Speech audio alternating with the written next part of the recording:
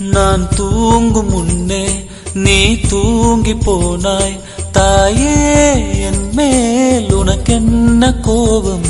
கண்ணான கண்ணே, என் தெய்வ பெண்ணே, கண்ணில் தூசி நீ ஊத வேண்டும். ஐயோ ஏன் இந்த சாபம் எல்லாம் என்றோ நான் செய்த பாவம். பகலும் இரவாகி பயமானதே அம்மா, விளக்குன் துணையின்றி இருளானதே. உயிரின் ஒரு பாதி பறிபோனதே அம்மா, தனிமை நிலையானதே. அம்மா அம்மா நீ எங்க அம்மா, உன்னை விட்டா எனக்காரு அம்மா.